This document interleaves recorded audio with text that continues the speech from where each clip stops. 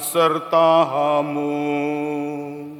Dan sertamu juga. Inilah Injil Yesus Kristus menurut Santo Matius. Dimuliakanlah Tuhan.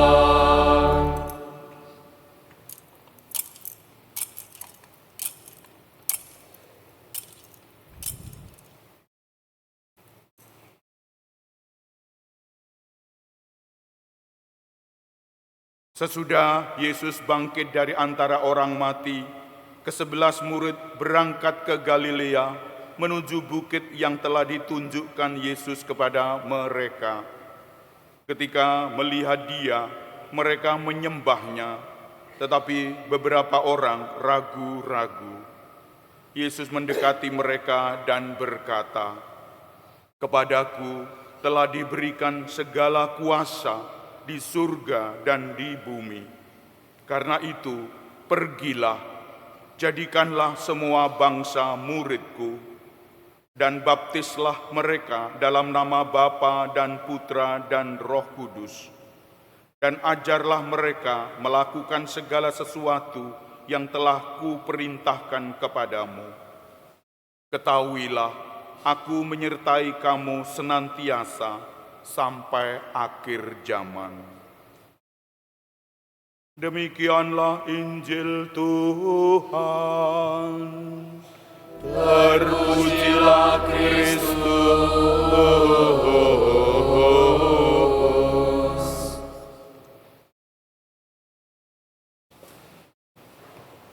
Bapak, Ibu, saudara-saudara yang terkasih dalam Kristus, beberapa mahasiswa nampaknya kalau diberi pertanyaan tentang Allah Tritunggal, gelagapan. Mahasiswa, kalau Allah Tritunggal itu apa? Allah kok satu, kok tiga? Apakah sama dengan Trimurti? Brahmana, Wisnu, Shiva? Apa seperti mereka? Mengapa tiga adalah satu, satu adalah tiga? Kok bisa? Dan apalagi ditanya soal Bunda Maria. Mereka sungguh tidak tahu. Mahasiswa ini, mahasiswa. Alangkah rendahnya pemahaman mereka tentang iman kita. Iman yang sungguh diwariskan kepada diri kita. Bapak, Ibu, saudara-saudara yang masih banyak persoalan-persoalan yang lain. Maka kita pun juga akan yang sama. Dalam masyarakat sekitar kita, tanya tentang Allah Tritunggal ini. Apakah kita bisa menjawab secara sederhana, tidak bertele-tele, tidak macam-macam? Bapak, Ibu, saudara-saudara yang terkasih, kita hanya bisa menjawab, Allah ini begitu agung. Sampai Allah kita sebut misteri. Misteri itu melebihi iman kita. Karena tidak nampak, tidak bisa kita masukkan dalam pikiran kita seluruh kekayaan tentang Allah. Tidak bisa. Bicara soal Allah, bicara soal manusia saja tidak mampu kita. Apalagi bicara soal Allah yang maha agung, yang maha segala-galanya. Maka dari itu ini adalah misteri. Allah Tritunggal dapat kita pahami melalui satu. Allah yang selalu hidup. Allah yang selalu hidup menyejarah dalam perjalanan manusia. Allah seperti inilah yang kita tangkap. Dan macam-macam bentuknya. Dari bacaan pertama tadi dikatakan bahwa Allah begitu hebat. Allah yang membimbing kita, memberi makan, minum di padang gurun. Allah yang selalu membebaskan kita dari perbudakan Mesir menuju tanah terjanji. Allah perjanjian lama seperti itu. Tidak nampak, hanya berbicara tentang dirinya dalam kehendaknya, dalam para nabi. Para nabi inilah wakil Allah. Ini Bapak Ibu, saudara-saudara yang terkasih. Lalu dalam perjanjian baru, Allah nampak, kelihatan. Itulah Yesus, itulah Allah. Allah yang berjalan-jalan, yang menyembuhkan, yang berbuat mujizat-mujizat. Itulah Allah, selalu menyertai kita dalam perjalanan hidup ini. Dan Allah wafat, Allah bangkit, Allah naik ke surga. Allah tetap Allah. Tidak bisa disebut Allah manusia, Allah tetap Allah. Maka dalam zaman sekarang Allah tetap tidak nampak dalam wujud Roh Kudus. Roh Kudus inilah yang menyertai kita dalam sejarah manusia. Sejarah manusia menggerakkan kita.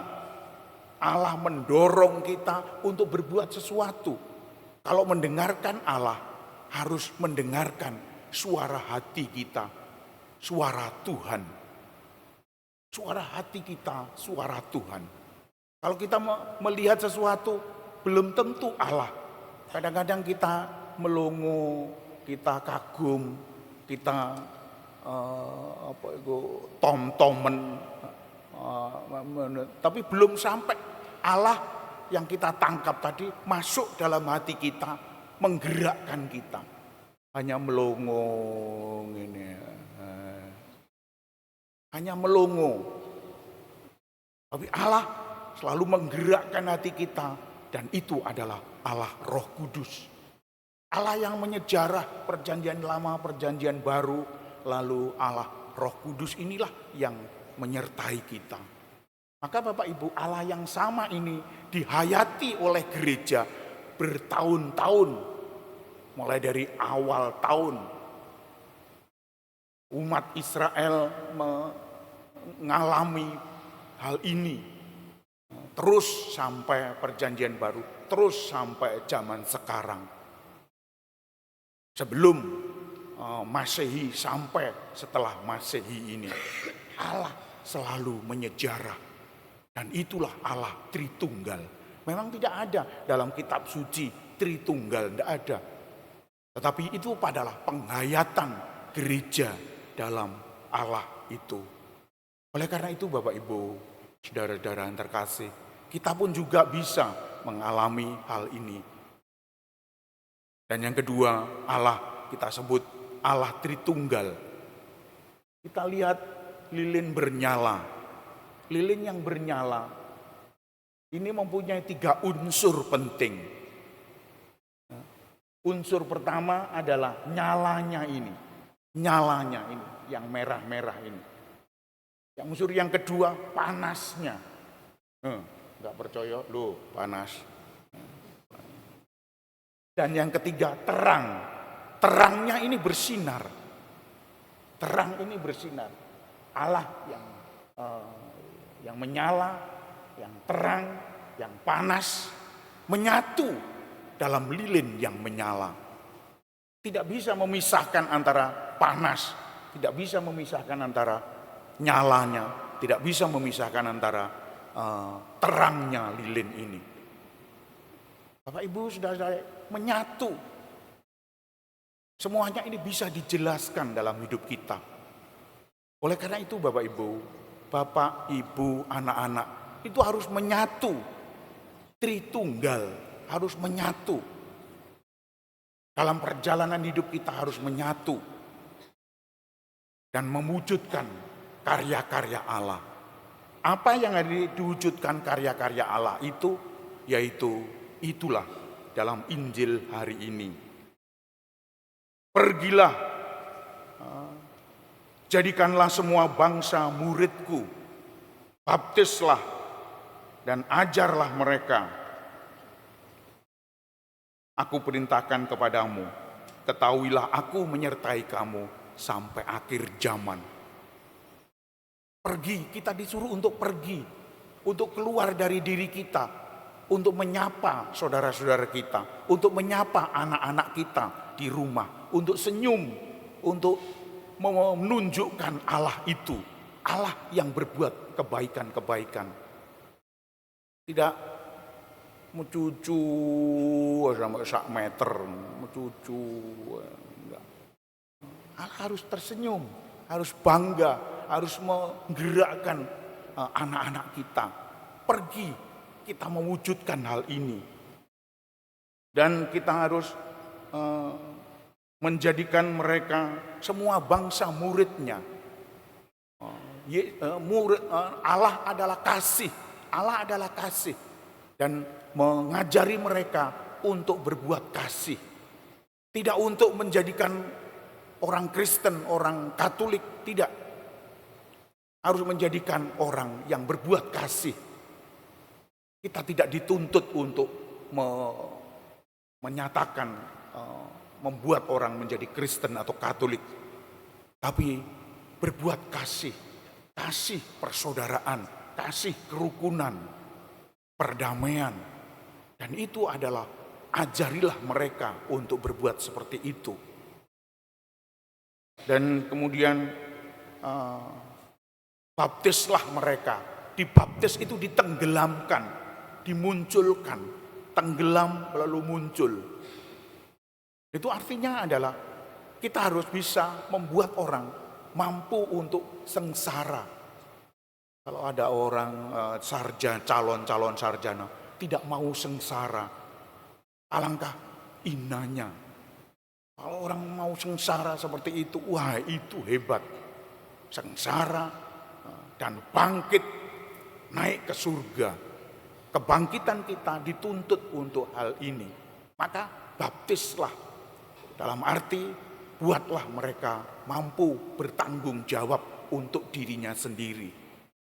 Sebagai mahasiswa kita harus bertanggung jawab terhadap orang-orang, terhadap diri sendiri, untuk tampil ke muka. Berani sengsara, seperti itu, duduk manis, mengerjakan tugas-tugas, mengerjakan skripsi, mengerjakan tesis dan disertasinya. Itu sengsara. Tidak ngeluyur, aduh, mahasiswa ingin lulus kok ngeluyur, seneng-seneng. Tidak bisa. Mahasiswa yang seperti itu demo, apalagi demo, wah, tidak bisa. Harus berani duduk manis dan mengerjakan tugas-tugas itu, mengerjakan skripsinya. Dan itu adalah dibaptis. Tidak perlu menjadi Katolik, tidak perlu. Ini simbol bagi diri kita. Dan ketahuilah, aku akan menyertai kalian sampai akhir zaman. Artinya Allah selalu menyertai manusia yang berkehendak baik. Islam, Hindu, Buddha, Kristen, Konghucu, tidak beragama pun, itu harus disertai Allah. Allah tidak pilih kasih, memberikan matahari untuk semua, baik yang jahat maupun yang baik. Bapak Ibu saudara yang terkasih, kita dipanggil untuk hal yang sama. Mari Bapak Ibu, kita tunjukkan kepada masyarakat bahwa kita anak-anak Allah, kita dibimbing oleh Roh untuk berbuat kebaikan-kebaikan. Kalau kita anak, kita adalah ahli waris surga. Dalam bacaan kedua tadi, ahli waris surga itu berorientasi kepada Allah, berorientasi kepada kehidupan surgawi. Oleh karena itu Bapak Ibu, mari kita hening sejenak, kita mohon kekuatan dan bimbingan Tuhan.